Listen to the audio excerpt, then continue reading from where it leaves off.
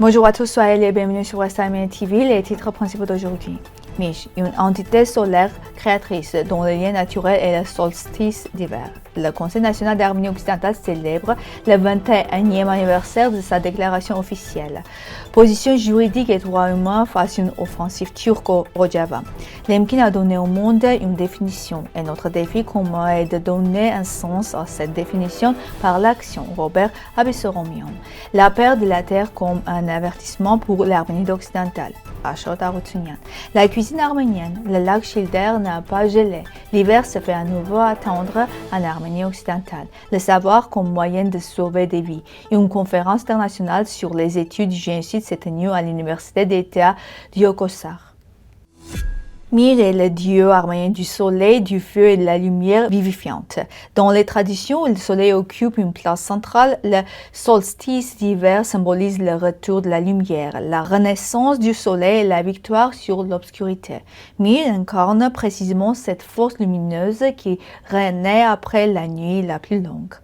Dans le monde antique, notamment dans les traditions indo-iraniennes et méditerranéennes, la culte de Mir était célébrée autour du 25 décembre, date marquant la naissance du soleil invaincu. Cette symbolique s'est répandue jusqu'en Arménie, surtout dans les régions de Daron où plusieurs sanctuaires lui étaient dédiés. Avant le christianisme, les Arméniens célébraient en décembre et janvier des fêtes liées à la lumière et au renouveau solaire. À l'image du feu sacré, rite de purification, serment sous la lumière de Mir. Les traditions chrétiennes, notamment Noël, célébrées le 6 janvier, ont absorbé et transformé cet ancien symbolisme solaire. Sur le plan philosophique, Mir représente l'idée que la lumière ne disparaît jamais et se retire pour mieux renaître. Le solstice devient ainsi une métaphore de la résistance, du renouveau et de la continuité de la lumière dans l'histoire arménienne. Par Armenak Abramian, président du Conseil national d'Arménie occidentale. Le Conseil national d'Arménie occidentale organise une réunion en ligne le 17 décembre 2025 à l'occasion du 21e anniversaire de la déclaration officielle. L'événement se tiendra sur Zoom. L'objectif est de présenter les programmes réalisés au cours des 21 dernières années, les avancées politiques et juridiques et de discuter des initiatives futures concernant la construction de l'État d'Arménie occidentale, la protection des droits de la population et des démarches de reconnaissance internationale. La réunion débutera à 18h30 heure de Paris et 21h30 heure d'Erevan. La participation est ouverte à tous. Le lien pour rejoindre la réunion est disponible sur la page Facebook officielle Western Armenia TV. Le Rojava, administré par l'administration autonome du Nord et de l'Est de la Syrie et protégé par les SDF, est régulièrement ciblé par des opérations militaires turques et des groupes armés affiliés. Ces attaques violent le droit international humanitaire et menacent les populations civiles. La République d'Arménie occidentale condamne fermement toute offensive turque dans la région.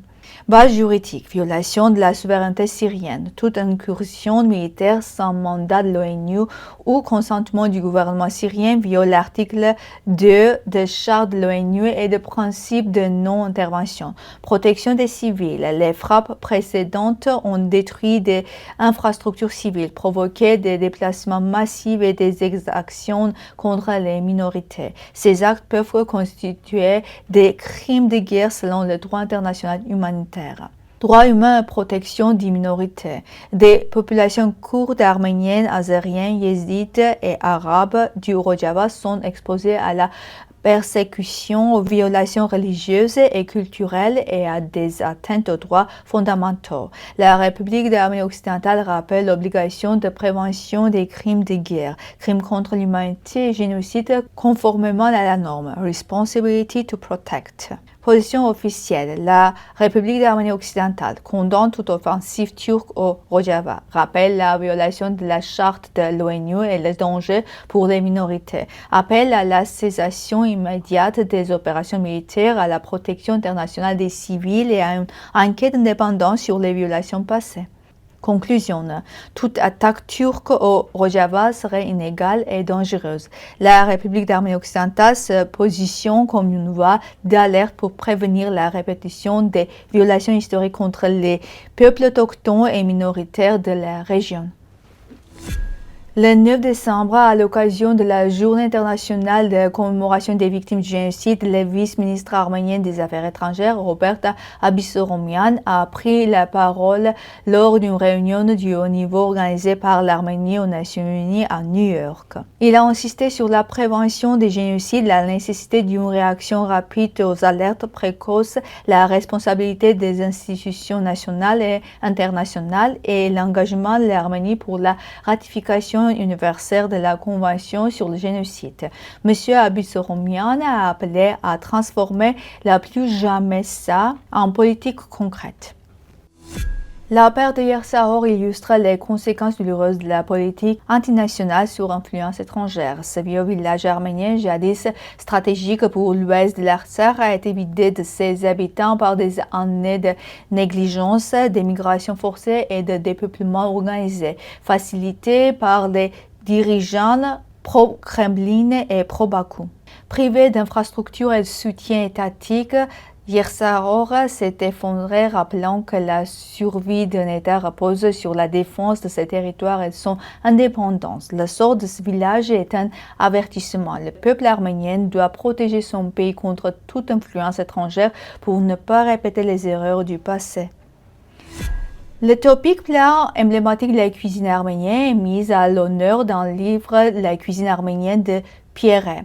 Ce guide de 250 pages et 200 recettes disponibles sur Amazon explore les saveurs traditionnelles et modernes de l'Arménie. Pierret y partage astuces, secrets culinaires et anecdotes culturelles, faisant de cet ouvrage bien plus qu'un recueil de recettes, un hommage à la gastronomie arménienne et à ses traditions. Le lac Childé, situé entre Kars et Ardahan en Arménie occidentale, n'a pas encore gelé cette année en raison des gelées tardives et du réchauffement climatique. À 1959 mètres d'altitude et sur 123 km², il est l'une des plus grandes réserves d'eau douce de la région. Habituellement gelé fin novembre ou début décembre, le lac pourrait ne pas geler qu'en janvier 2026, suscitant l'inquiétude des habitants et des acteurs touristiques.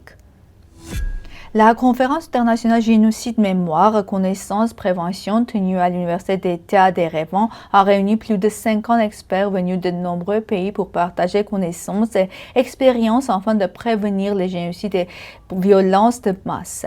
Les participants ont souligné que l'éducation et la diffusion des recherches sur les génocides restent des outils essentiels pour la sécurité humaine et la prévention des tragédies futures.